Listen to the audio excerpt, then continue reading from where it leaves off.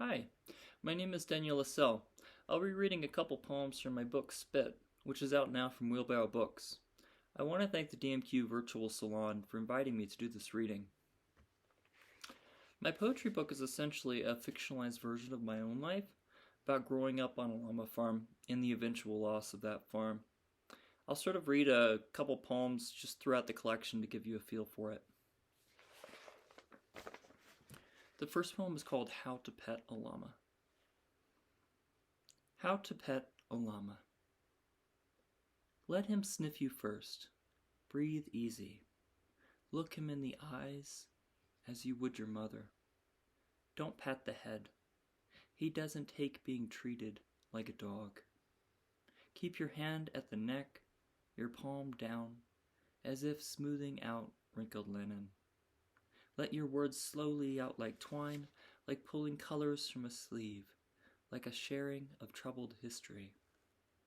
Llamas carry conversations, as if seated in a rowboat before fog has lifted, as if pausing to hear the long echo after a good shout. Welcome him. Tenderly a llama hums, not as if recalling the tune to a song, but something longer lost. Call it a lullaby if you like. Stand just the two of you. Let your breath mingle as in cold, the air on tiptoe.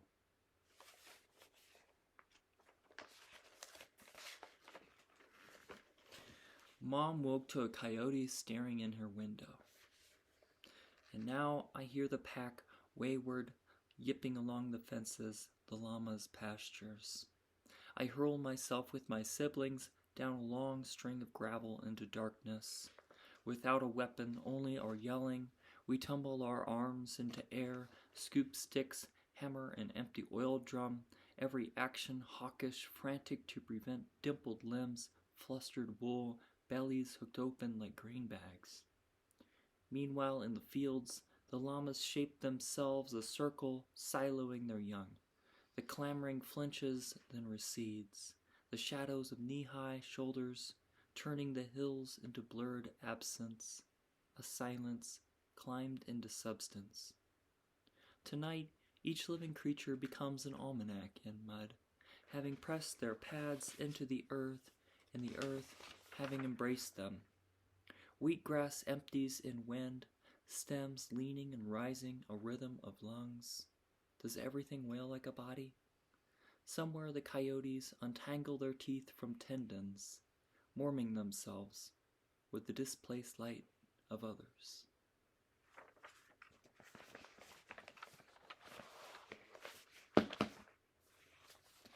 The Way Home. I look into an amber-necked bottle and remember the route as a calligraphy of tree branches, the winter's bone-filling wet.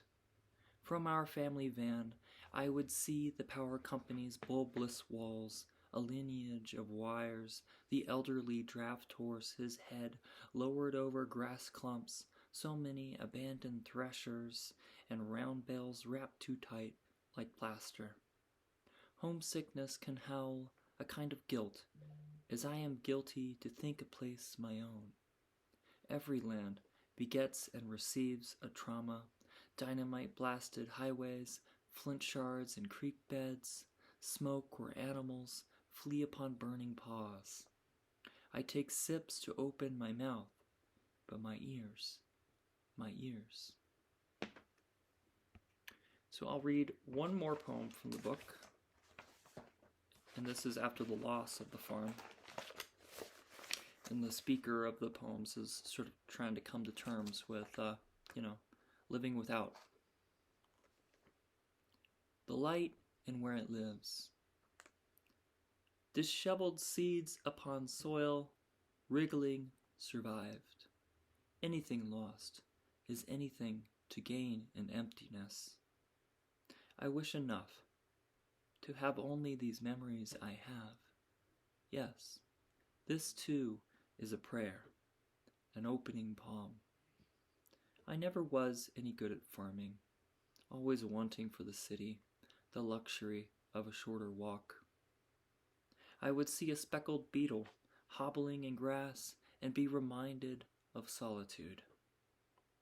Now that I live in a city, something about community tends a community in me. Because the farmer's market on market is only what it is and what I carry. Because on 54th a meal fits upon a table, simply as a menu. Because this city has become an embrace I prefer. And yes, what could grow does. This heft of sweetness, this quiet bag of grain that widens with new harvest. Praise be. Praise be the forums of communion, found anywhere if sought. Before I had only wanted for another day, all while not seeing every person the privilege I had, not waking during night to car lights, sirens, hunger. I've climbed from being of dirt rough fingernails, and I still don't know the purpose of dirt.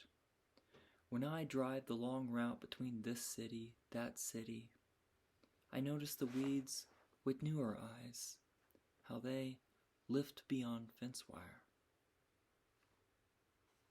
Thank you very much.